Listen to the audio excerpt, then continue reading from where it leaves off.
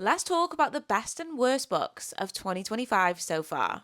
Hi friends, my name is Michaela. Welcome back to my YouTube channel where we talk about all things books. Today, we are going to be doing the mid-year freakout tag. The mid-year freakout tag? My very first mid-year freakout tag. How many times can I say that? Do you know what? It's actually quite fitting, this as well, because it's also like my 6-month anniversary on BookTube. How exciting is that? And how quick has that gone as well? So yeah, we're going to be speaking about some of the most surprising books I've read this year, my favourite books of the year, my least favourite books of the year since I've been on BookTube. So exciting. A massive thank you for taking the time to click on this video. I appreciate you. Without further ado, let's get into it. And the first question is, what is your favourite book of the year so far? And I mean, what a question to start with. Literally, let's get into the juicy gossip straight away. So I am going to try and give different answers for each question because otherwise I feel like this will just get really repetitive.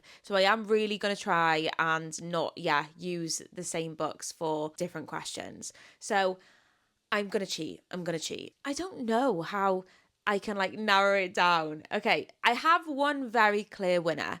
And I'm also going to be a bit sneaky because I'm currently reading a book that I think may be becoming a favourite book of all time. Not to speak too soon, because I'm only 50% of the way through. But I think if I don't include it, I'm going to be really upset at myself. So the book that is clear front runner at this time for me, when I think about it, is Bloom, but by Delilah S. Dawson. No book has made me feel how that book made me feel when I was reading it. And I was actually speaking to Amy about it last night because I was like, what's your favourite book of the year so far?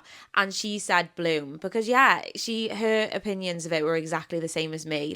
I've literally not felt like I did when I was reading that book in such a long time. So if you haven't read this book yet, firstly, what are you doing? Pause this video, but come back and go and download it immediately because this is categorized as a horror book.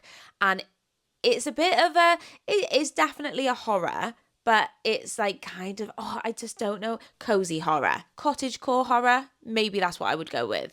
We meet our main character who is just moved to a brand new town when she meets a girl at the locals farmers market. And our main character, she is straight, but she meets this girl and she kind of becomes enamored by her. She's like, oh my God, I've never felt this way about a girl before. Is it because I fancy her? Or do I want to be friends with her? Or do I just want to be her? And they kind of form a relationship, a friendship, but a bit more than that maybe, very quickly. And it all goes downhill from there. I am erring on the side of caution when I'm talking about this book because it is only 200 pages long. So I do think you should just go into it pretty blind, but just know you will never read a book with an ending quite like this one. It honestly just brings me so much joy talking about it, which is very weird, if you've actually read the book. But wow, what a book. Literally, what a book. I wish I could feel this way about books more often than what I actually do. It doesn't happen very often, but when it does, I feel like it needs to be cherished. I can't shout about this book enough. Please just go read it. And then the book that I'm currently reading is a book I'm currently reading. So like I said, I could be doing a dirty on myself here because I am only 50% through it, but I am literally obsessed. I'm ready to make it my whole personality. And that is Bury Our Bones in the Midnight Soil by V.E. Schwab. Toxic lesbian vampires. You do not need to say anything else to me to describe a book to me other than that. I'm in. Literally, take my money. Guys, no, I literally am living my best, Twilight, I was a Twilight girly. And this is just bringing me so much nostalgia, but not a YA version of it, a lesbian version. And literally it's everything I've ever wanted in a book. As I keep on saying, I haven't finished it, but essentially in this book, we're getting two timelines. We're getting a timeline from the 1500s, which I'm obsessed.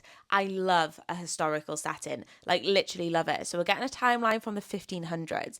And then we're also getting a timeline from 2019. And yeah, it's just vampires. That's all you need to know. The writing is absolutely incredible. This is my first book from V.E. Schwab. I've never read a book from her. And I'm going to need you all to tell me, like, is her writing as good as this in all of her other books? Because if so, I'm about to complete a backlist. I can't stop thinking about this book. It's a chunky book. It is like nearly 600 pages. And I'm only 50% of the way through, as I keep on saying. But I don't want this book to end. I do not want this book to end. And I already want to start it from page 1 again. And I think that's when you know you're onto a winner.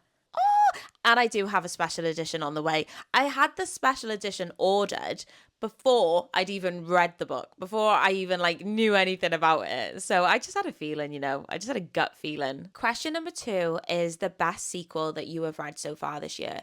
Now, I'm not a big series girl because I am a thriller girl through and through until the day I die. I feel like if thriller books are series, they do tend to be able to still be read as standalones. So is that classed as a sequel? I'm not sure. But I do have an answer to this question. And that is Somewhere Beyond the Sea by TJ Klune. I'm sitting here telling you that I'm a thriller girl through and through. Like, what Bloom was a horror. I don't know what genre Bury Our Bones is. Technically a fantasy, I guess. I don't know. And now I'm talking about a bloody cozy fantasy. Stick with me, guys. There's thriller books coming. Somewhere Beyond the Sea is the sequel to House in the Cerulean Sea. Oh my God. I never expected to love this book when I picked it up. I just heard everybody and their mum saying like how incredible this book was, and I got FOMO. So I was like, you know what? I'm going to give it a go because I do quite like a bit of cozy fantasy. Wow, what a book. It just follows the most incredible cast of characters ever. So you do need to read House in the Cerulean Sea first. And in that, we meet. This is set in a world where essentially there are magical beings and they live alongside humans. But the children are like classified as dangerous and they get put in children's homes. And the kids in this book are like level 6 classified, like most dangerous kids to ever exist. And like one of them is called Lucy because he is the son of the devil, Lucifer. And we meet a social worker named Linus who has been sent to this house to essentially check the kids aren't gonna end the world, because that's what Lucy keeps on saying he's gonna do. So that's House in the Cerulean Sea. And then Somewhere Beyond the Sea carries on exactly where House in the Cerulean Sea finishes. So you definitely can't read it as a standalone. But both books are like 2 of my favourite books of all time. And I actually did a reread of House in the Cerulean Sea on audio. And it was the most incredible audiobook I have ever listened to in my entire life. So of course it only made sense that I would do Somewhere Beyond the Sea on audio. And again, give the narrator a raise, because that guy, the guy that narrated it, is one guy. He put in work. He worked for his money. Like literally so good. Do the audiobooks. And I can't just have one answer. I can't just give you one answer. So I do have another one. I do have another sequel. But like I said, it is a thriller book and they can technically be read as standalones. But I don't recommend you do that. And the second best sequel I think I've read this year, no, not even second best, like, because I loved it just as much, is Leave No Trace by Joe Callahan, and also Human Remains. If I was going to pick one, it would be Human Remains. If you've watched any of my videos, I'm sure you're sick to death of me banging on about this series. But the good news is that I have completed the series. I've completed the series now, and the next book isn't out for like another year. So I will shut up talking about it soon, I promise. But what a thriller book series. If you are looking for your new thriller book series to be obsessed with, it is this series. It's In the Blink of an Eye is the first one. Leave No Trace is the second, and Human Remains is the third. Human Remains, which is the third book, is my favourite. I have spoken about it so many times, so I won't go into it too much, but essentially you're following an AI police detective as he is part of like a pilot program with the police force. So he's been paired up with like a human police detective, and it's about like the challenges that they go through, the good and the bad of AI, and how could affect us in our real world. To be honest, I feel like this is something that could probably happen, and the series just gets better. In the Blink of an Eye I gave 4 stars, Leave No Trace I gave 5 stars, but Human Remains is a 6-star book. So yeah, if you've not read it yet, I don't know what to tell you. I literally don't know what to tell you. What are you waiting for? Question 3 is a new release book that you haven't read yet but want to. How do I even begin to answer this? How? There's so many. Right, let's get into it. With a Vengeance, Riley Sager. The Ghostwriter by Julia Clark. A Box Full of Murders by Janice Hallett. Like, these are just ones that are rolling off the top of my head. Let me have a look at my pile. Great Big Beautiful Life, Emily Henry. Conditions of Will, Jessa Hastings. Do I need to carry on? I've literally got like a pile of books like down here and I'm just like looking at them. Oh my God, let me show you this actually. I'm really excited to read this one. I went to my friend Emma's for tea the other night. Emma Reads Crime. If you're not following her, yeah, absolutely should be. And she won as an ARC. She like tagged me in a Instagram post to win an ARC of Adele Park's next book. I mean, how stunning is this? We only went and bloody won it, didn't we? It's literally a gold-plated ARC. What the hell? I love Adele Parks. I think she's a fantastic thriller author. I don't know, like, overseas, maybe if she's, like, hyped up over there because she is a UK author. I love talking about UK authors and I love thriller books that are set in the UK. And Adele Parks does exactly that. But this is a bougie arc, isn't it? Literally so bougie. So basically, every single new release thriller book that is coming out in 2025, I'm excited to read. Hope that answers that question. Question 4 is your most anticipated release for the second half of the year. I've got two books. I've got two books that I could narrow it down to. There's a lot, but I narrowed it down to these. And the first one is Mark Edwards' The Wasp Trap. Now, I do have an arc of this. I do have an arc. It's coming out on the 31st of July, and I'm going to be reading it in the beginning of July because I like to read my arcs when like quite close to the release date because I want them to be fresh in my brain, you know, when I'm talking about them. So then like I can tell you whether you should go out and get them or not, in my opinion. So yeah, Mark Edwards, he is one of my favorite authors. I want to say he is one of the first thriller book authors that I became like obsessed with. I have been reading his books according to my Amazon Kindle Unlimited since 2016, nearly 10 years. I think I've nearly read everything he's ever published, but he's always, I don't think it's classed as self-published, but essentially Amazon, is it Amazon? Yeah, they have their own like publishing house and he publishes through them. He's never been mainstream published with like Penguin, like, well, who are the others? My mind's gone blank. Simon and Schuster. So he's just been picked up. He's just been picked up by Penguin Michael Joseph, which is so exciting. I'm literally buzzing for him. Like I literally feel like my mate's just got a publishing deal. He's got no idea who I am. And I'm like, yeah, go Mark Edwards, go. And my second most anticipated book for the second half of the year is The Killer Question by Janice Hallett. Oh, I bloody love Janice Hallett. And you want to know why I'm excited for this one? Because it's given British. It's literally given British. It's set in a pub. It's set in a pub where we all go and have a pint and a packet of crisps and drink our beer. Not only a pub, it's a bloody pub quiz.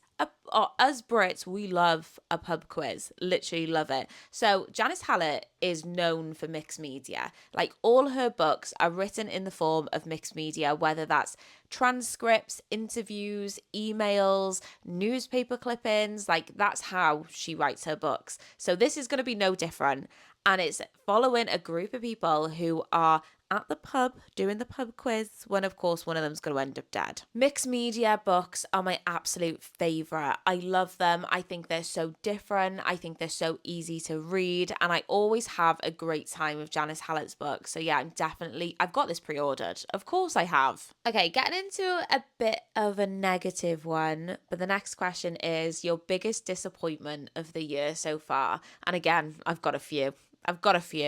I think my biggest disappointment is Lisa Jewell's Don't Let Him In. Oh, guys, my heart broke when I finished reading this book. Like, I was convinced I was absolutely going to love this. Like, I love Lisa Jewell. I think she's an absolutely amazing writer. And don't get me wrong, like, I didn't hate this book. I still gave it 3.5 stars.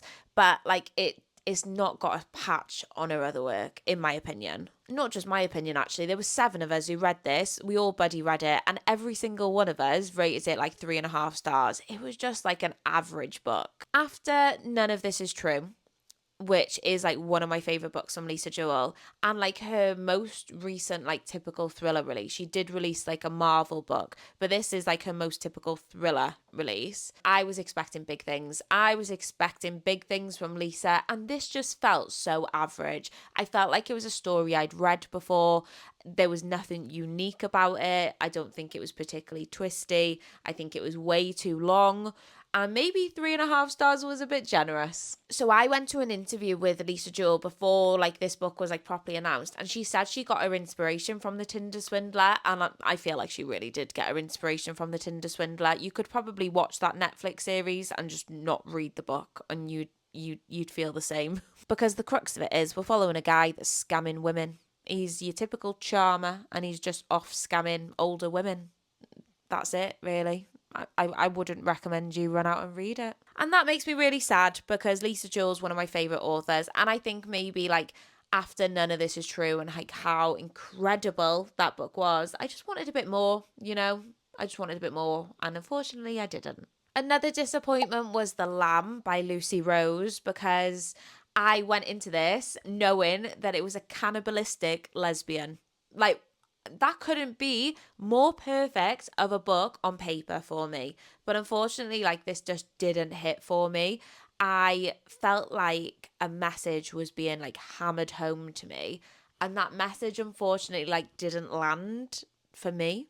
But I've seen lots of people that this book does work for, but unfortunately it didn't work for me. Like the author said, I feel so mean because like she's a debut author, and like again, I didn't hate it. I gave this book 3 stars, and so many of you have like told me that you've loved it, which is amazing. Like I would never want us to all like collectively agree that we dislike a book. Like that's not what reading's about. But the author herself said like cannibalism is used as a metaphor for love. I just didn't get that. I didn't get that from the book like at all. And another one is one I've actually just finished, and that is Always the Husband by C.L. Taylor. I loved the author's last book, Every Move You Make. I thought that was absolutely incredible. I gave it 4.5 stars, and I've just given It's Always the Husband 2 stars. Like, it was so bad.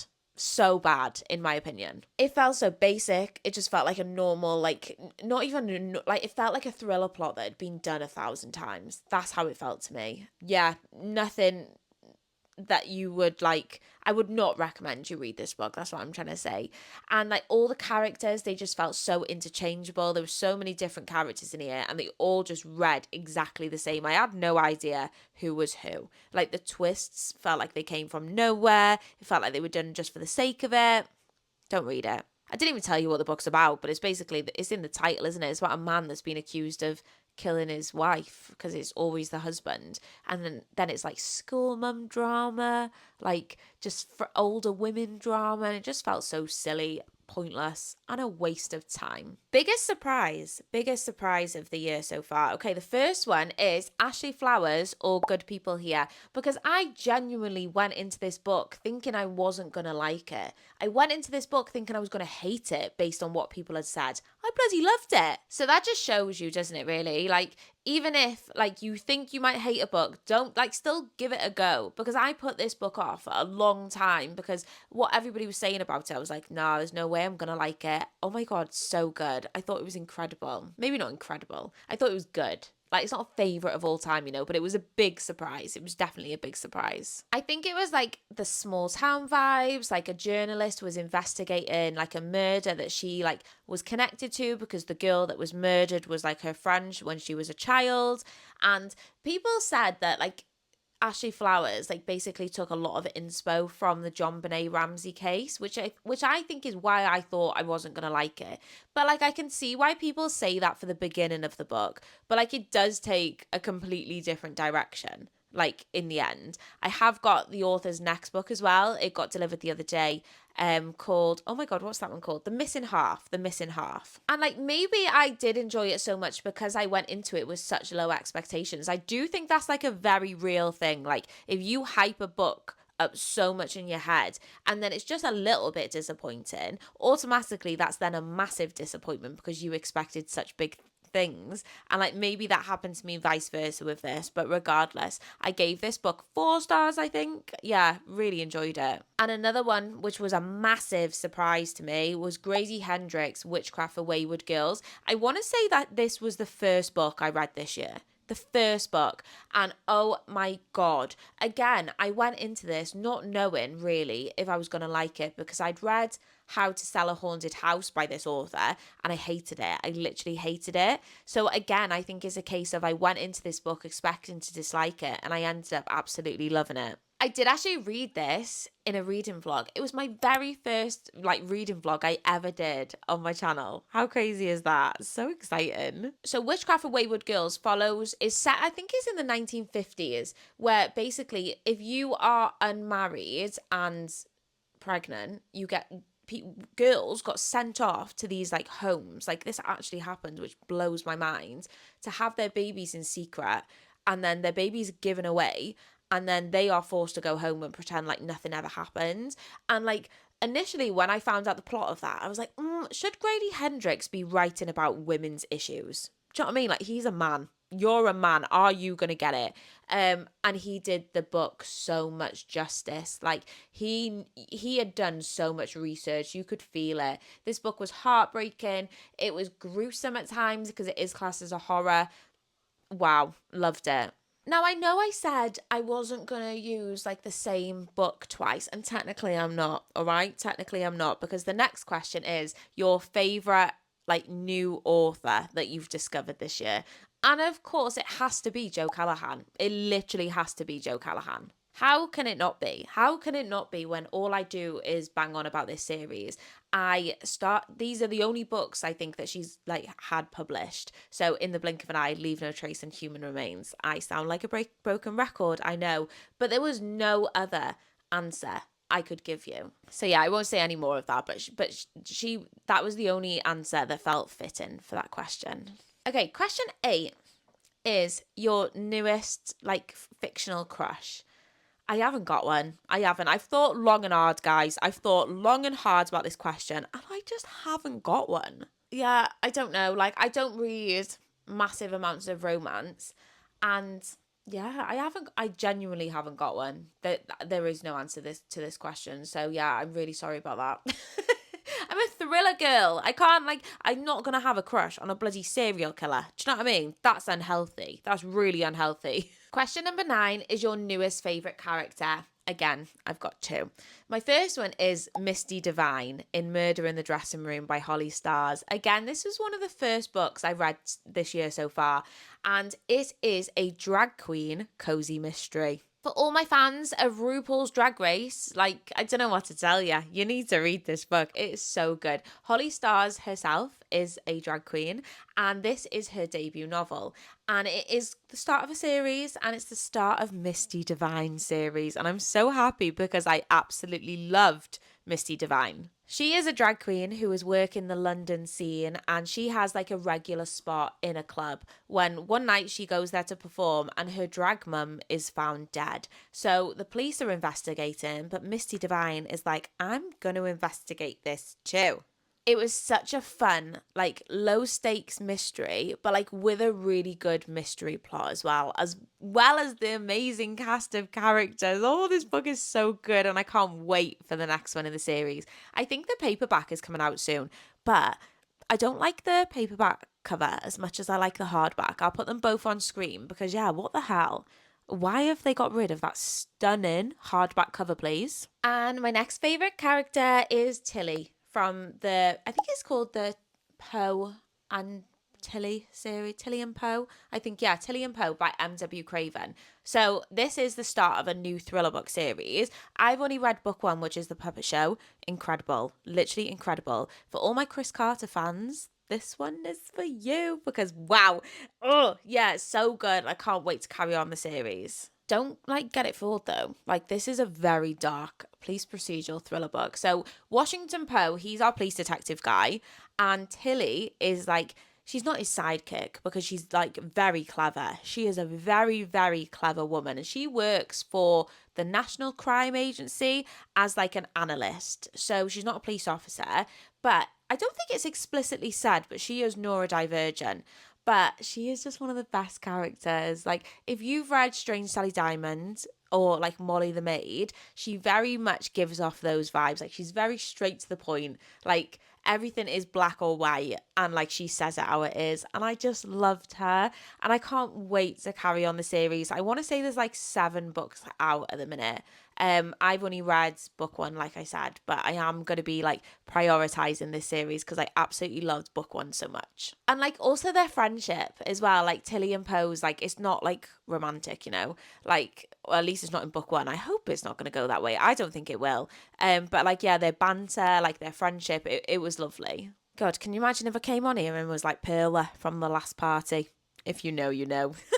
Question 10 is a book that made you cry. Now, something you should know about me is I have a black heart. To go alongside my black wardrobe, I also have a black heart.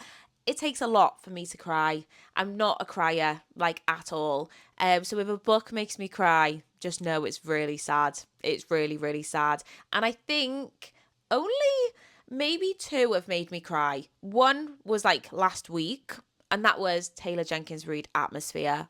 I could have put this in like quite a lot of categories, but I had to just, like I said, I was trying to keep it to different books for each one. So it was going here because it did make me cry. And I wasn't expecting it to make me cry because this is Taylor Jenkins Reid's newest release. I was hyped for it. The first 50%, I didn't love it. I didn't love it. And again, that could come back to, I went into it with just the massive expectations and I felt a bit let down. And then at 50%, I switched to the audio. That was a game changer. Switching to the audiobook for this was a game changer. The audiobook narrator, I think her name is Julia Whelan. She's one of my favourite audiobook narrators. She also does Kristen Hanna's books, and she is outstanding. And when I finished this book, I was sobbing. Amy just looked over at me, and I'm literally like sat in our armchair, and I'm like, I'm so sad. So it was a bit of a turnaround. Yeah, I'm so glad I made the decision to switch to audio because sometimes that does work, doesn't it? But sometimes it goes the opposite way. Like, just to go back to the first question, I tried to listen to Bury Our Bones in the Midnight Soil on audiobook, and like, I wasn't appreciating it as much as I was when I was reading it physically. So like, it wasn't working for me in that sense. But on like audio, like Taylor Jenkins Reid Atmosphere worked for me, but it wasn't working for me so much physically. So it works both ways. And another one that made me cry was Kristen Hanna's The Great Alone. Not like sob, not sob, like just like a little trickle down my face, like tiny little tear, you know, not like uncontrollably sobbing. No book has really made me like uncontrollably sob this year, but Taylor Jenkins Reid Atmosphere definitely made me cry. This one just like a little trickle down my face. A book that made you happy. This was quite hard.